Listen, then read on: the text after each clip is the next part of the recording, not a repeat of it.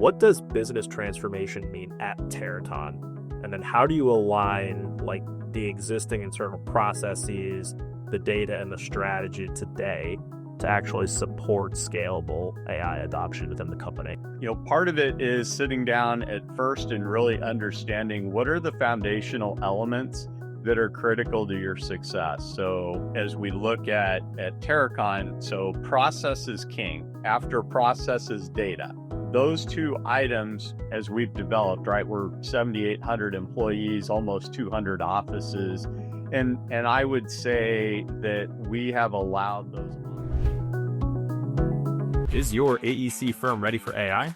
The clock is ticking, and it's not just about adopting tools, it's about making a fundamental transformation before you are left behind.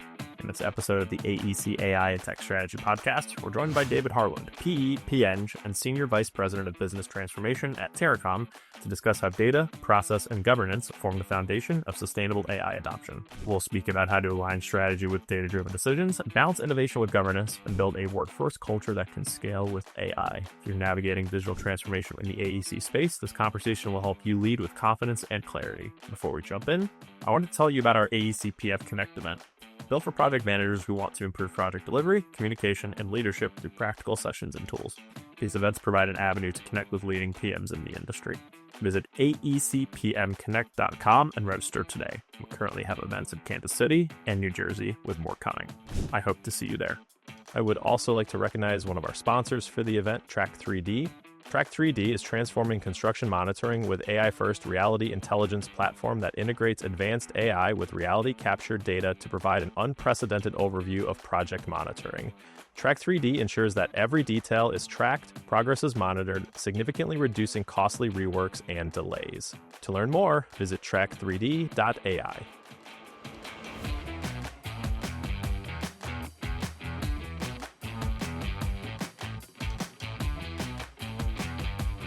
It's now time for a conversation of the week with David Harwood. David, thank you so much for taking time to join the show, and welcome.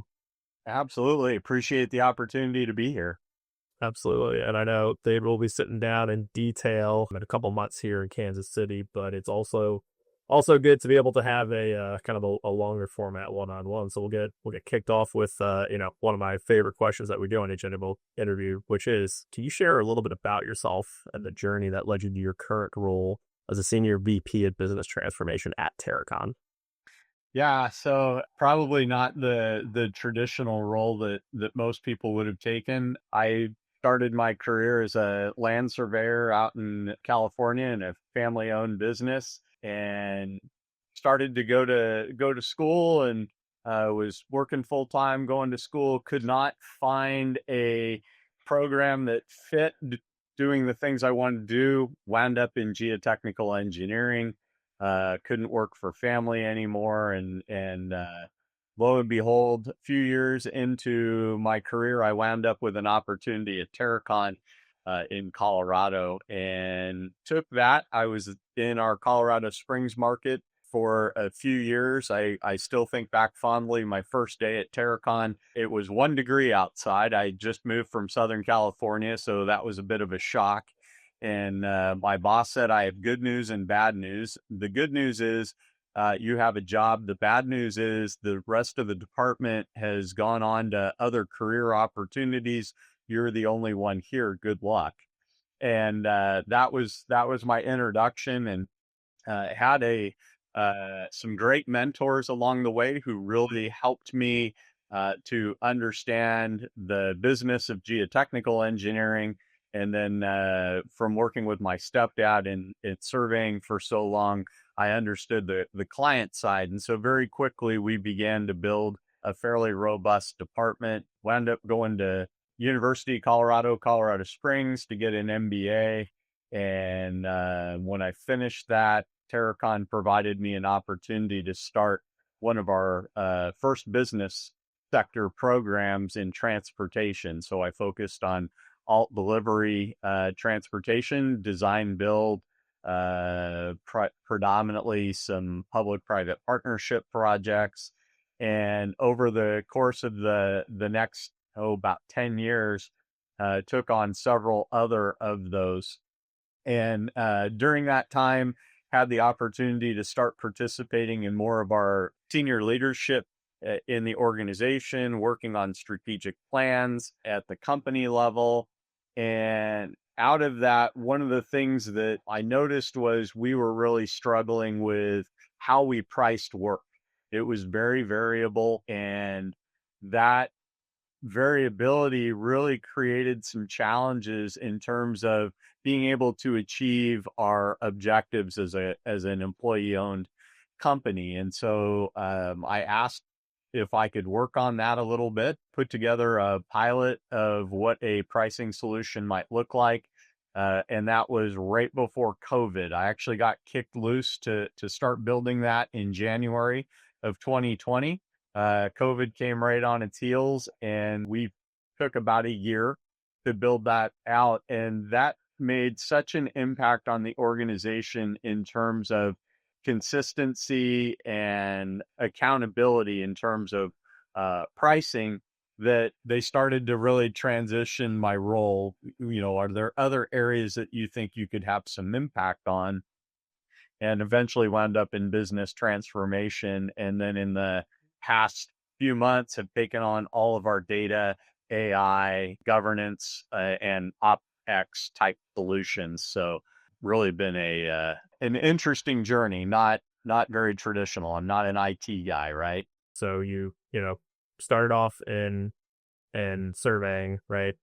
Relatively small family-owned business. Go to geotechnical engineering, right? A subset of civil, just like the rest of us.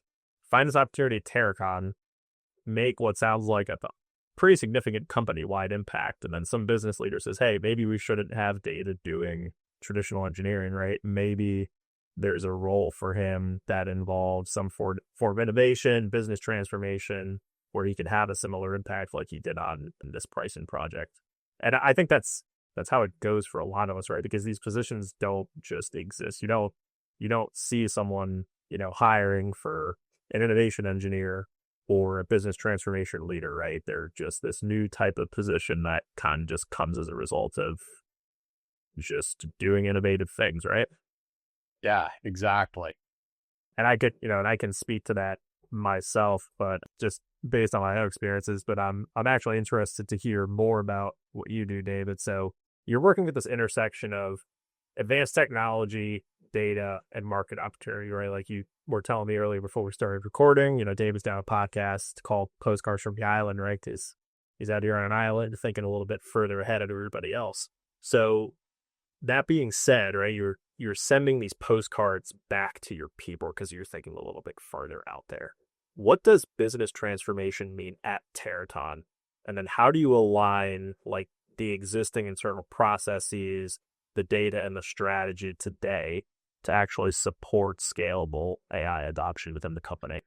Yeah, so we have this challenge that every company faces, right?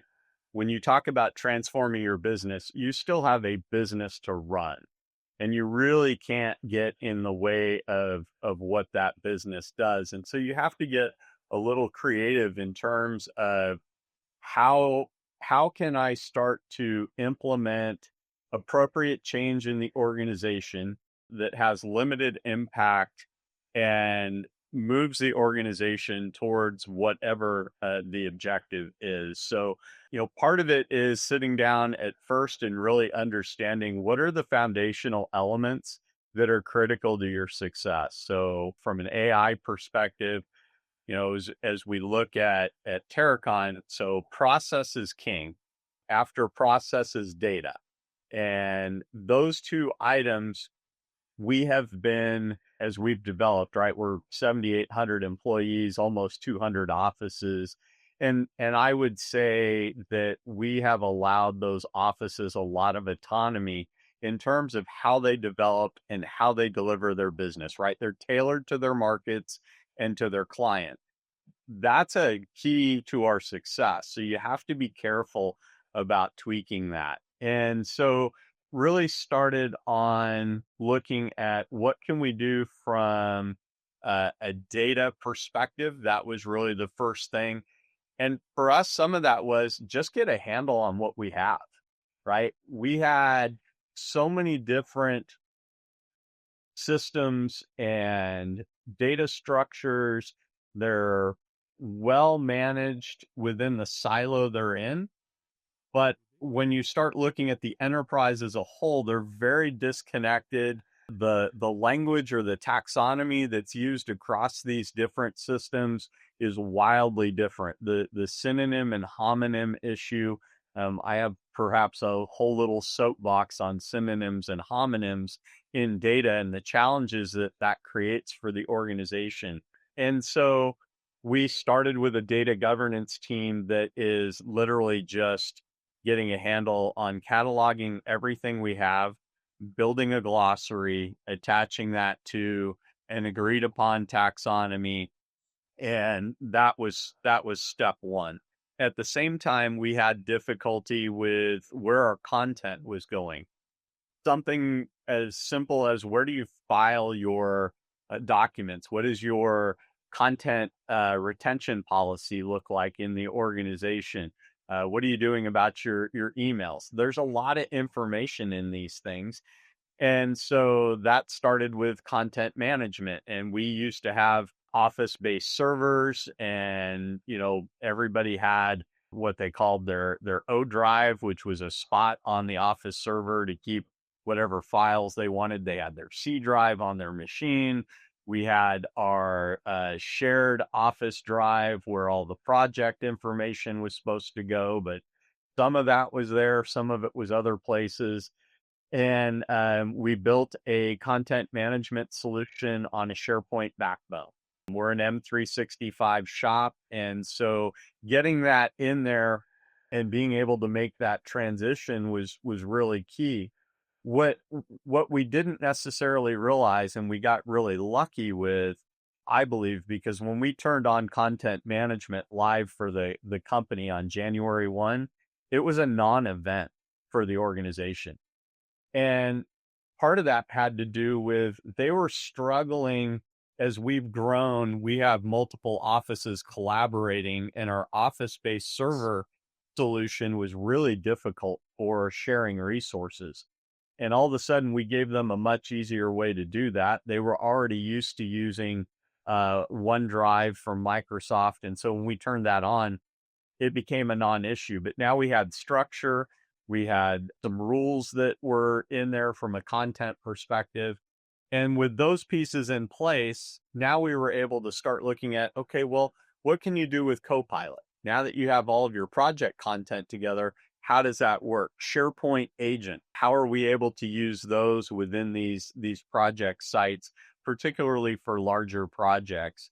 And so we had piloted about 300 Copilot licenses. It took us over a year to get those distributed, not because we were being really careful or tight about them. People just didn't find a use for them. The next thing we did, I think, that was really helpful for the organization, we had a data and AI summit earlier this year where we brought in all of our service line leaders, some of our executive team, some of our operations leads, and we went through the importance of our data and data strategy. We went through AI, and we brought in a vendor. We brought Microsoft in, and we had them just show Copilot. And as much as we had shown and had talked and shared, we had very little impact. When the vendor showed that, all of a sudden everybody was like, oh my gosh, we can do this. And we've gone from 300 licenses to 800 licenses almost overnight.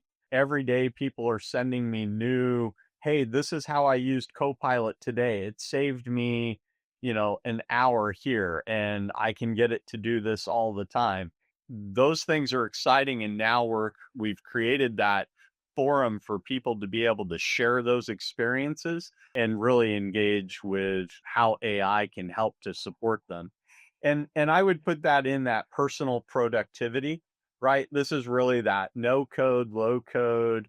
Hey, how do I just do what I've got to do every day? Craft an email, write a paragraph, find something that I can't quickly locate. That's a great use for that. And now we're looking at what is more of that pro code type solutions. So how do we really start to build out tools that will drive process within the organization? Well, there's that word process. You've got to know what your process is. So within our OpEx team, we have a group now that is dedicated to just mapping business process and connecting what are the data elements, what are the systems that are used, building in the time, the labor categories that are involved. And once you have that and agreed upon, now you can go attack that with technology and say, where are my savings? Where's my ROI on that? And that's where it starts getting really, I think, exciting for us in terms of that. In the AEC industry, skilled project managers are the backbone of success. EMI's AEC PM certification offers tailored training, ongoing support, and exclusive access to premium content that keeps your team sharp and effective.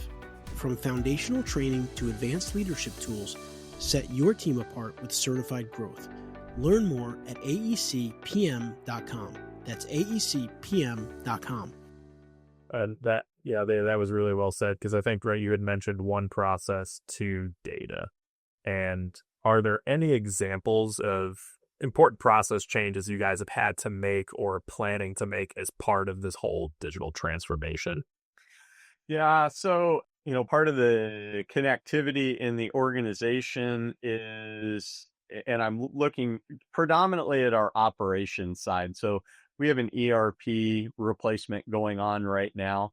There's a whole lot of process and other items in there, that automation, RPA, machine learning, and that we're working on with our vendor there. But from an operations perspective in day to day, how we were collecting data in the field for geotechnical exploration and then making assignments to our laboratories. That was all being done on paper. Things were getting lost. You didn't have visibility and tracking. And so our material service line and our geotech service line collaborated together to build a new lab solution. And we partnered with a vendor on the field data collection for geotech.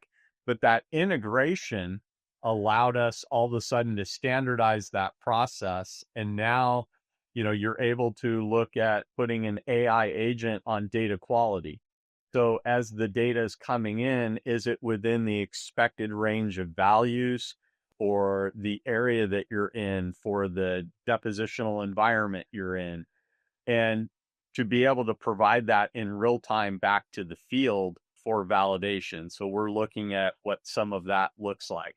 But that all came out of the service lines driving new standardized process for the handoff from one system to another system, and then being able to return that data back.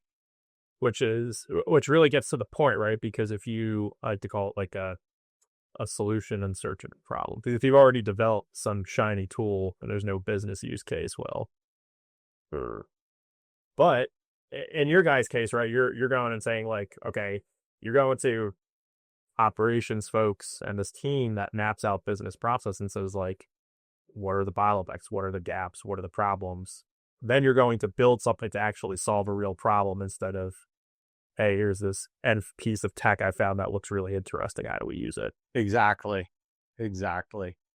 And then, part of, although, as you look at all the new tech that's coming, creating opportunities for people to be curious and explore what that new tech is, that's really been another area of focus for us, is getting the data architecture right, so that we free up our service lines to be able to go out, and if they see a new application, a new tool, a new technology, we have a architecture that is ready to accept that content from whatever that tool or system is, and to be able to make that available through our data store for consumption by any other solution we have. So, creating that flexibility in the the architecture to allow that so they can find the best tool as something new comes up. We're not the ones going, you can't really use that. The data is different. We don't have an integration for it. We're trying to get around that to really give them that freedom of evaluation. Which is awesome, right? Because how many times have you heard, I guess, something coming bottom up from the field or the front line, right? The people actually doing the work, and unfortunately just getting a generic response from IT. Sorry, no can do. And it's really frustrating, but it sounds like you guys actually have a system to let the people who know the job best actually drive change. Yeah. And, that's part of the culture of the organization. And, we're still working on implementing all of those elements. It's not as simple sometimes as it sounds, or as complete as we'd like it to be.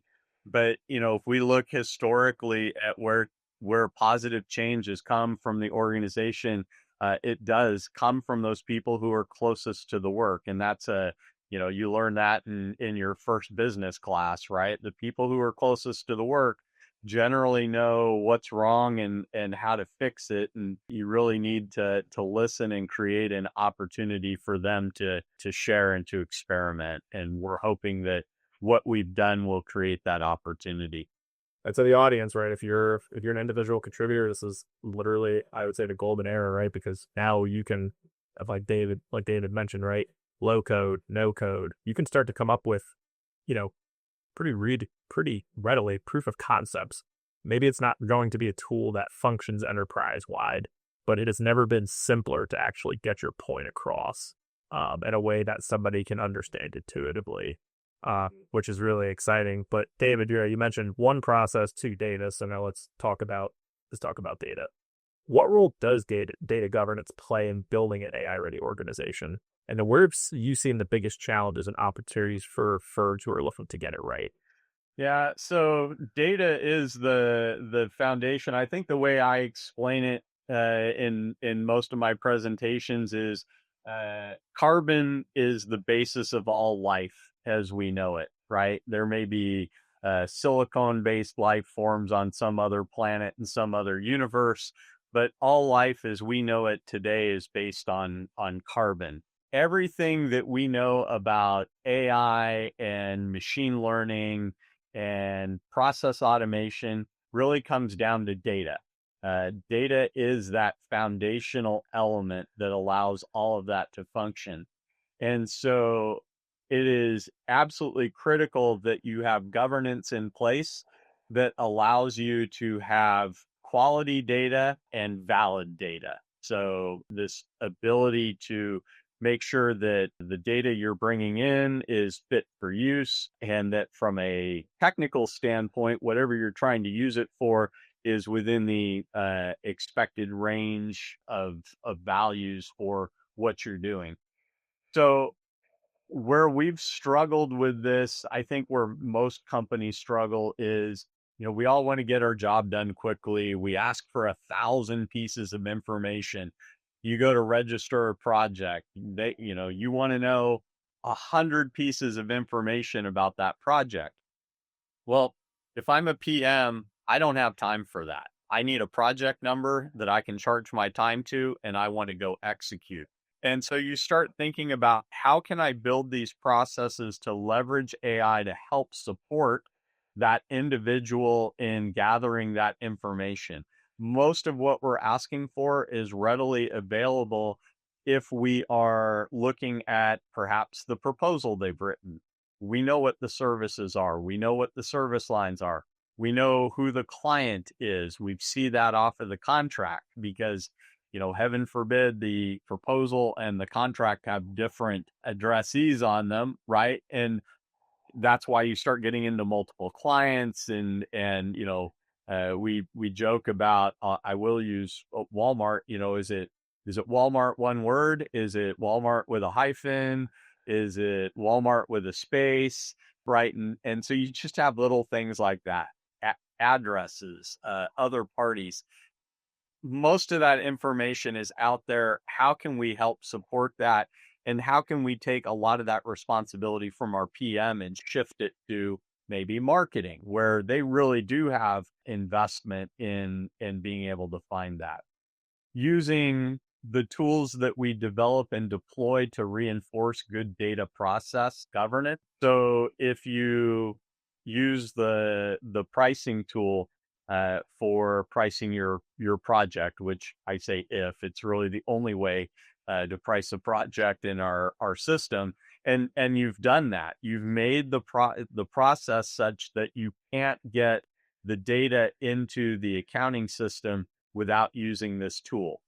And we've built the tool to pull in as much of the metadata as we can, again, to help that project manager. And then as they build out their scope to do what they need to do, we need it structured differently for the accounting system. We're not going to ask them to do that. We've built the capabilities behind to take the way they need to run the project and then convert that to the way we need to consume it from an accounting standpoint. So I think just putting the extra time in to really, how do you build these tools to reinforce the governance? How do you make it easier on the people who are using them? If there's a requirement for something, I'm going to look at how do I automate that requirement before I ask a human to have to do something different. And David, what I'm hearing is this operations first mindset, because of, instead of, these 100 requirements that are being passed down from some executive or leadership team, right? You're thinking, in my opinion, the right way, because you are trying to make the job of the people who execute and manage the work that brings in revenue for the company as easy as possible. And it is kind of crazy that that's not always the approach, but I love the way you've described this, because again, you're using technology as a means to make your people more efficient by, in this case, right, automation, delegating to a computer. Yeah, absolutely. And then this brings me to the next question, right? Because as you guys are you're developing tools and processes internally, right? I heard some discussion about vendors externally, whether it's internal or external, right? These AI tools are changing, and they're changing pretty rapidly. So then how do you balance experimentation on one side, right? The need to be innovative and move things forward with structure, right? You mentioned the business that exists today that you can't get in the way of. Ensuring that what you do doesn't outpace governance and then all the processes required to make the whole thing scale correctly. Because if you can't scale across the organization, well, it's really just a personal productivity tool. Yeah, that really gets into kind of this process mapping and standardization within the organization. So yeah, there are tools coming at us every day. I joked with somebody yesterday about all the different agents. Everybody's got agent now, right? So they're embedded in software. They're making standalone agents. I need an office, a virtual digital office, just to put all my agents in. And at some point, I'm going to need an HR department for them to make sure that they're getting the training they need and staying current and all that. But as we look at how we bring these tools in, if we understand the processes that we're trying to solve, what is the return on investment, we can be exploring a lot of different things, but then we bring it back to, all right, what is it that we can improve or enhance? What's the value to the organization? What's the level of disruption to the organization to do that? And that allows you to pretty quickly start to prioritize where these things fit in. In some cases, there's a great technology that the company is not mature enough for, right? We have 2 or 3 more steps we need to take before we're ready to go implement that.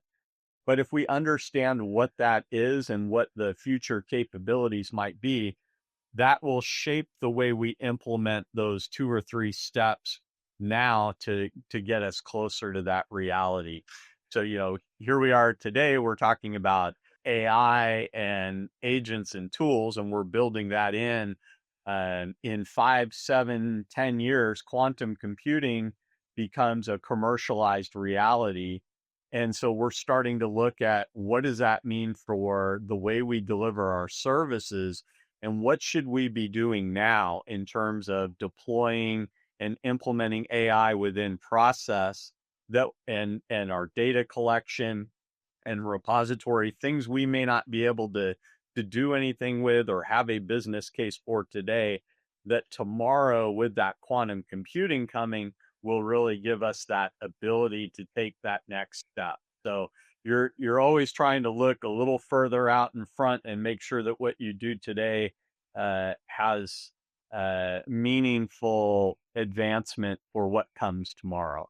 It's kind of like the relationship between academia and industry, where, you know, or industry or even commercial products, where there's like, I mean, just take large language models as an example.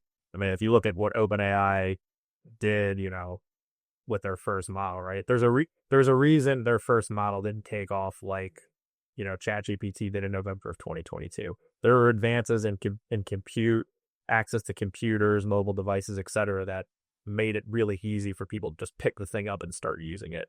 But sometimes there's this like incubation period before you can actually make use of it, which is, it sounds like, right, you guys prepare for the future, understanding that you're not mature enough, but in 3, 5, 7, 10 years, you could have a really nice use case for whatever you incubated and not be behind. Exactly. Yeah, no, that's a great analogy there with academia. And it requires that you have patience, right? That is probably one of the most challenging things that I run into, is just being patient and having that longer term view about where you're headed to, because, you know, we live in a really fast paced world. People want responses today, and I don't, you know, I'm not immune to that. I'd love to be able to do, you know, a whole bunch of different things that are on my list, but some of that is patience. We're just need to wait for the technology, need to wait for the governance to catch up, whatever that might be. And speaking of people, right, because that's, in my opinion, it's the backbone of everything that we do. So you've served in some national workforce leadership roles.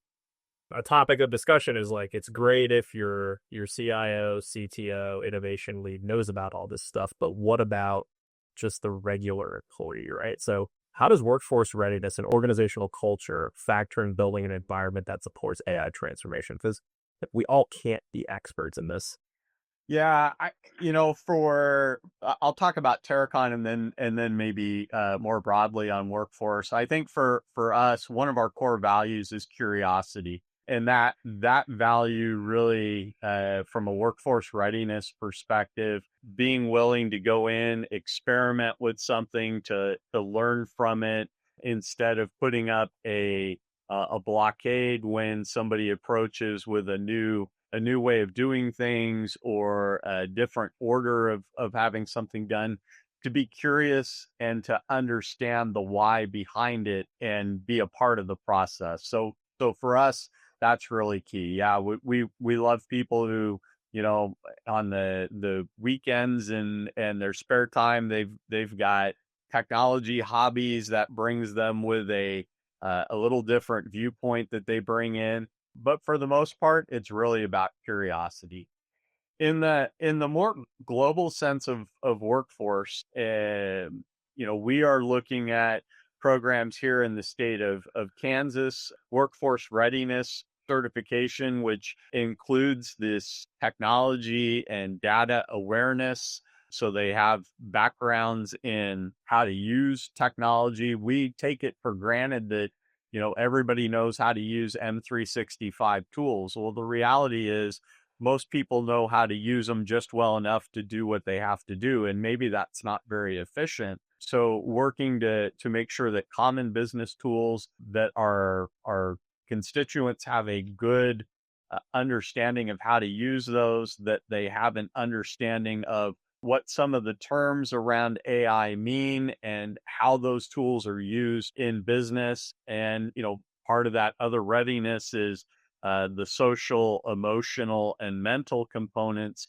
of business readiness. So understanding the social impact and value of these technologies and what that means to an organization, and how you can help promote that, what the negative impact are. We always talk about the positive. There's a lot of negative that goes along with the technologies that we're beginning to implement and helping people to understand that. So that gets into, information security and those types of things.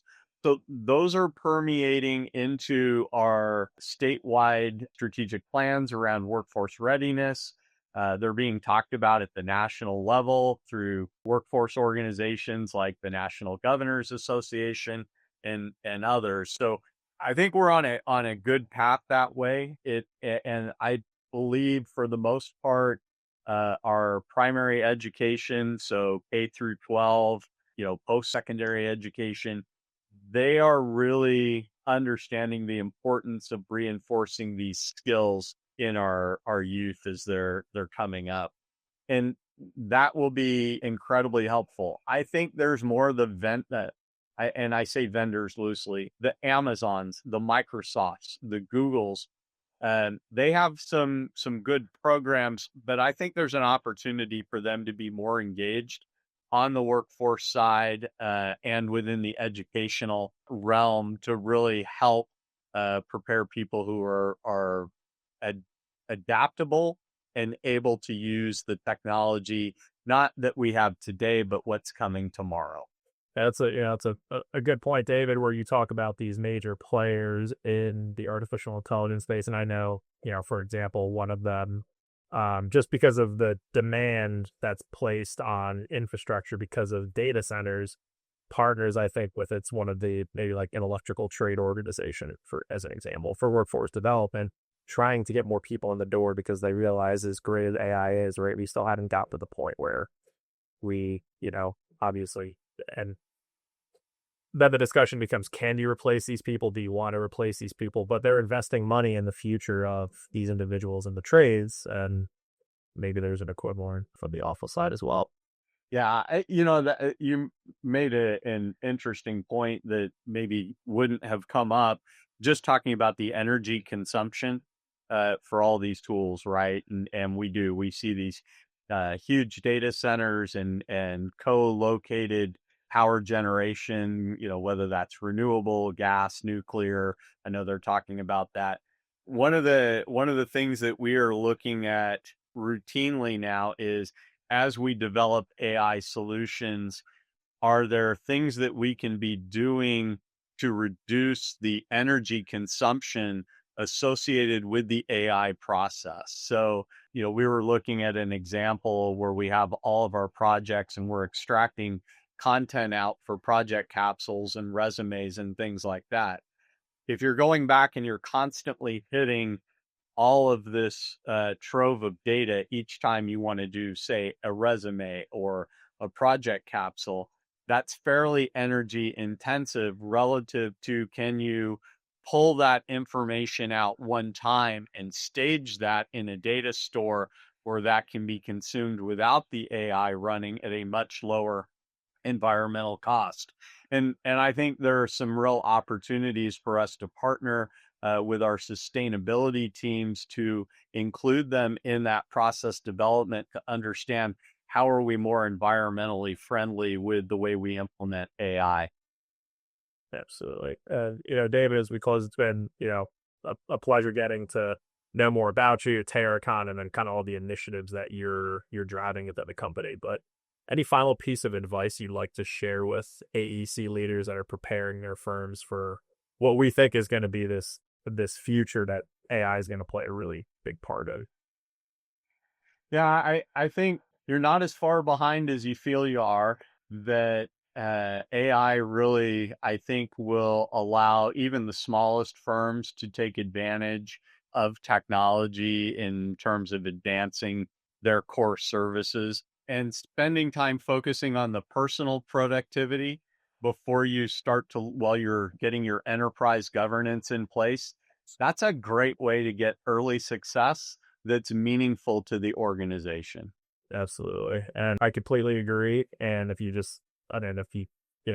listening and you're still on the billable hours model, just those incremental improvements, even in personal efficiency, as you try to figure out how the organization is going to scale up, can be very significant. It's just the change management around all that can be pretty interesting, as I'm sure you can relate to, David. Absolutely. Well, David, thank you again so much for taking the time to join us today. If the audience wants to connect with you, ask more questions about anything we discussed, what's the best way for them to reach you? Probably through email, david.harwood@terracon.com. Excellent. Well, David, we'll be sure to include your email and your contact information in the show notes, but it has been an absolute pleasure, and thank you so much for taking the time to join us today. Absolutely. Thanks, Nick. Please remember, you can find the show notes for this episode at aectechpodcast.com. There, you'll find a summary of the key points discussed in today's episode, as well as links to any of the resources, websites, or books mentioned during this episode. Until next time, I wish you the best in all your engineering and technology endeavors.